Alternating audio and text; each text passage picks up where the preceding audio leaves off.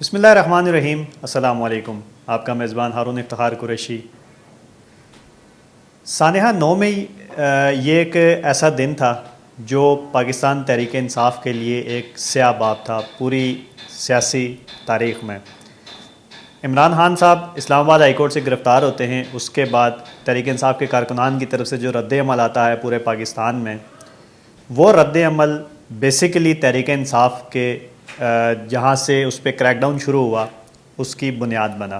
خان صاحب گرفتار ہوئے، اس کے بعد پورے پاکستان میں پرتشدد مظاہرے شروع ہو گئے، جس میں جی ایچ کیو پہ بھی لوگوں نے حملہ کیا، فوجی تنصیبات جہاں جہاں پہ بھی تھی وہاں پہ لوگوں نے ان توڑ پھوڑ کی، ان کو جلایا۔ کور کمانڈر ہاؤسز کے اندر لوگ داخل ہوئے، وہاں پہ توڑ پھوڑ کی۔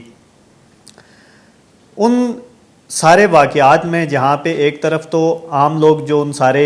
چیزوں میں شامل تھے، مظاہرین تھے، ان کے آگے مستقبل تو تباہ ہوا ہی ہوا، اس کے ساتھ ساتھ تحریک انصاف کے ساتھ وابستہ جتنے بھی سیاستدان تھے، ممبر اسمبلی تھے، قومی اسمبلی کے ممبر تھے، صوبائی اسمبلی کے ممبر تھے، وہ پے در پہ ایک ایک کر کے جماعت کو، پاکستان تحریک انصاف کو اور عمران خان صاحب کی وابستگی کو خیر آباد کہہ کر چلے گئے۔ بہت سارے نام اس میں ایسے تھے جو جہانگیر ترین صاحب کی جو جماعت استحکام پاکستان بنی، آج وہاں پہ نظر آتے ہیں، اور وہاں پہ بیٹھ کر وہ اپنی سابقہ جماعت یعنی کہ تحریک انصاف اور عمران خان صاحب پر بڑی بڑی باتیں کرتے ہیں کہ انہوں نے پاکستان کے لیے کچھ نہیں کیا۔ پرویز خٹک صاحب کا آپ سنیں، 2-3 دن قبل انہوں نے بیان دیے کہ عمران خان صاحب کا جو طرز سیاست تھا، جو طرز حکمرانی تھا، وہ ایک بادشاہت کی طرح تھا۔ وہ چاہتے تھے کہ جو ہو بس ان کے ہی کہنے سے ہو، تا حیات وہ حکمران رہے ہیں۔ ہمیں گورنمنٹ 3-3.5 سال کا عرصہ ملا، لیکن اس 3-3.5 سال کے عرصے میں ہم نے کچھ نہیں کیا۔ اب سمجھنے کی بات یہ ہے کہ چند دن قبل جب یہ سارے لوگ بیانات دے رہے تھے، اس وقت کے بیانات سنیں تو وہ کچھ اور ہے، چند دن گزرنے کے بعد ان کے بیانات میں تضاد کیوں آ جاتا ہے؟ اگر اتنا ہی یہ چیزیں غلط ہو رہی تھی تو انہوں نے اس وقت آواز کیوں نہیں اٹھائی؟ اگر یہ اس وقت آواز اٹھاتے کہ یار یہاں پہ معاملات غلط ہو رہے ہیں، ایسا نہیں ہونا چاہیے، قوم کو جو امیدیں ہیں اس پہ پورا اترنا چاہیے، تو شاید ان کی وہ ورث زیادہ مزید بڑھتی۔ آج کی تازہ ایک اپڈیٹ آپ لوگوں کے ساتھ شیئر کرنے کے لیے ہم حاضر ہوئے ہیں۔ لاہور کی انسداد دہشت گردی عدالت میں سانحہ 9 مئی کے حوالے سے شاہ محمود قریشی صاحب اور فواد چودھری صاحب کے حوالے سے کیسز چل رہے تھے۔ شاہ محمود قریشی صاحب سائفر کیس میں پہلے ہی ایف آئی اے کے پاس ریمانڈ پہ موجود ہیں، جو اسپیشل سیکرٹ ایکٹ کے تحت عدالت قائم ہوئی تھی، جس پہ عارف علوی صاحب نے ٹویٹ بھی کیا تھا اور اس میں بڑے دعوے بھی کیے تھے کہ میں نے ایسا کوئی قانون پاس نہیں کیا جس سے اسپیشل عدالت جو ہے وہ بنے۔ لیکن اگلے ہی دن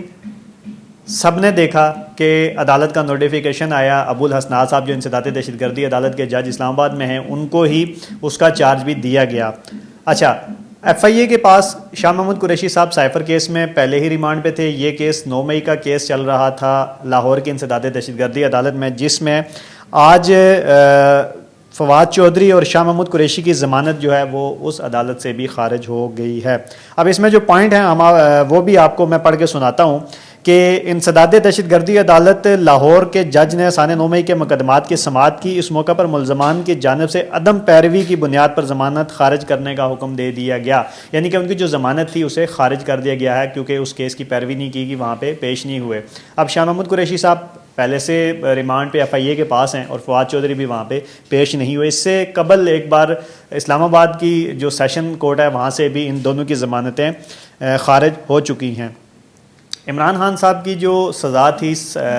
جو جج ہمایوں دلاور صاحب نے سنائی تھی، اس کیس میں وہ آلریڈی اٹک جیل میں 3 سال کے لیے ان کو قید تھی اور 5 سال کے لیے نااہلی تھی۔ اس کے خلاف ہائی کورٹ میں تحریک انصاف کی طرف سے پٹیشن دائر کی گئی تھی کہ اس سزا کو ختم کیا جائے۔ ہائی کورٹ نے یہ فیصلہ دیا تھا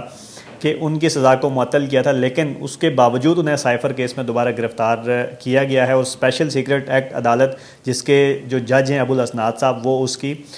سماعت کر رہے ہیں۔ ایک سماعت اٹک جیل میں ہوئی، جس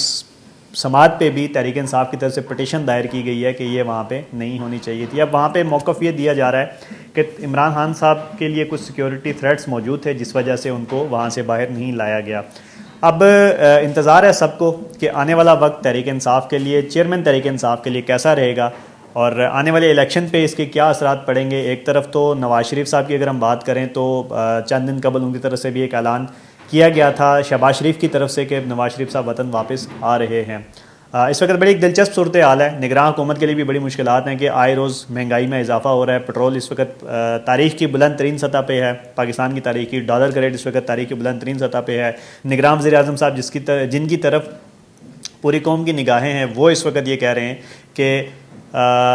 مہنگائی ملک کے اندر موجود ہے لیکن اتنی بھی نہیں ہے کہ اس پہ احتجاج کیا جائے۔ اس حوالے سے بھی لوگوں کا بڑا شدید رد عمل ہے۔ آج اسلام آباد کے اندر کچھ مظاہرے بھی لوگوں نے رکھے ہوئے ہیں کہ وہ اس حوالے سے اپنی آواز ریکارڈ کروائیں گے، اور یہ کوشش کر رہے ہیں کہ بجلی کے بلوں کا جو اس وقت مسئلہ ہے کہ ایک بل کے اندر ایک بندے کی کمائی منتھلی انکم 20,000 ہے تو اس کا 50,000 روپے کا اگر بل آ جائے گا تو وہ اپنے گھر کا نظام چلائے گا یا بجلی کے بل دے گا۔ 5 سے 7 قسم کے ٹیکسز اس بل کے اندر موجود ہیں، اور دیکھنا یہ ہے کہ آنے والا وقت تمام سیاسی جماعتوں کا جو سیاست کا رخ ہے وہ کس طرف لے کر جاتا ہے، عوام جو اس وقت بجلی کے بلوں کے مسئلے سے دوچار ہے اس کا رخ کس طرف جاتا ہے۔